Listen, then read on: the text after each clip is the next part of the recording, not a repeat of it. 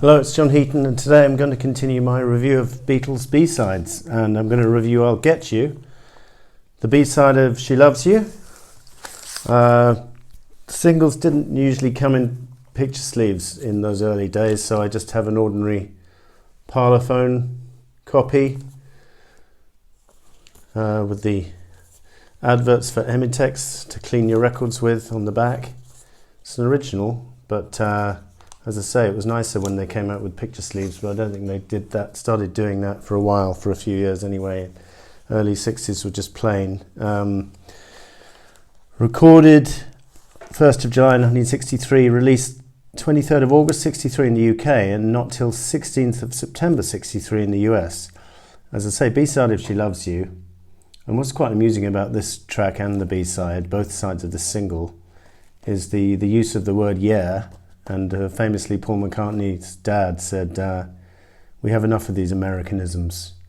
Couldn't you say, she loves you, yes, yes, yes? And Paul laughed, and John, they laughed that off. I'll Get You, rather amusingly, uses the word yeah all the way through the song, even on the opening line. And it's quite amusing for that reason. And then it reminds me of a question which Andrew Brooks asked me when he was recently here in Budapest.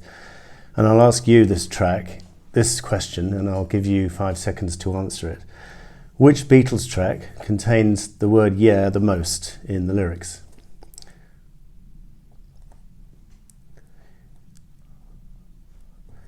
It's not She Loves You, and it's not this track, I'll Get You, either. Can you think? Another few seconds? It's the track It Won't Be Long, first track, side one with the Beatles. So that was quite an interesting trivia question from Andrew there. What else to say about this song? They recorded it in concert quite a few times. On Anthology 1, there's a performance from 13th October 63. There's a performance in BBC Paris studios from 16th of July 63, which is unreleased. And there's a version on the Live at the BBC Volume 2 recorded in London on the 7th of September 63. It's only 2 minutes and 4 seconds long, and in custom with most early Beatles songs, short but sweet. And of the 12 B-sides that are unique B-sides, not on an album, I'm going to put this at number 8.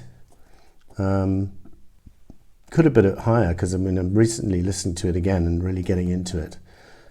Paul McCartney talks very fondly of this song and actually started to perform it live in concert for a while, around 10 years ago. And he particularly picks out the chord on the word to pretend. It's not like me to pretend.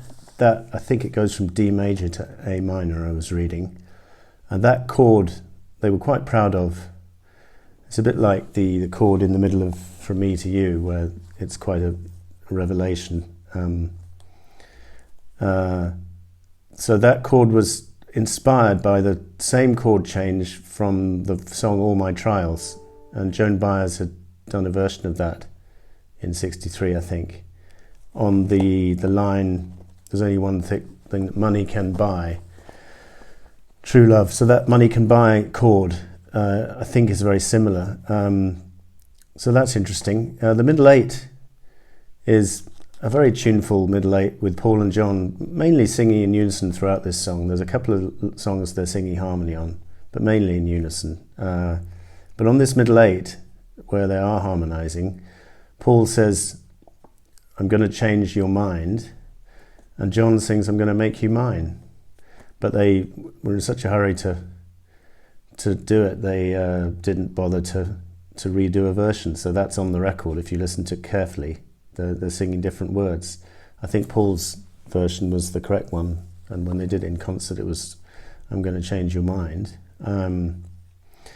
So that's interesting. Again, for the most part the Beatles' B-sides were, if not quite on the standard of the A-side, not too far behind. And this track in its own right, as I think Andrew Brooks said on a previous on the Old Brown Shoe review, most bands would give their right arm to have a song like this as their A-side, and the Beatles had the luxury of putting a song like I'll Get You on the B-side. Now, it appears not on an album in the UK until the Beatles' Rarities of 1979, but in the US, the early US albums cleaned up the B-sides, and the Beatles' second album features I'll Get You, as well as I Call Your Name, Long Tall Sally, which went on UK albums, and Thank You Girl.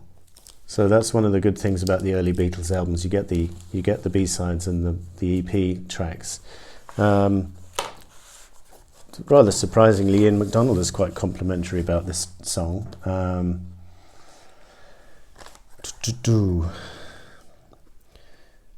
To be a true Beatles fan during the early 60s entailed a fanatical devotion to the group's B-sides, and with its plumply rounded bass sound and air of dry self-send-up, I'll Get You as one of the best. So he's even complimenting the bass, which is one thing that sometimes it's talked about as not being a strong point of the early songs. At least on this one, it was up there in the mix. So that was number 8 out of my 12 Beatles B-sides, and more to come soon. Thank you for watching. See you next time.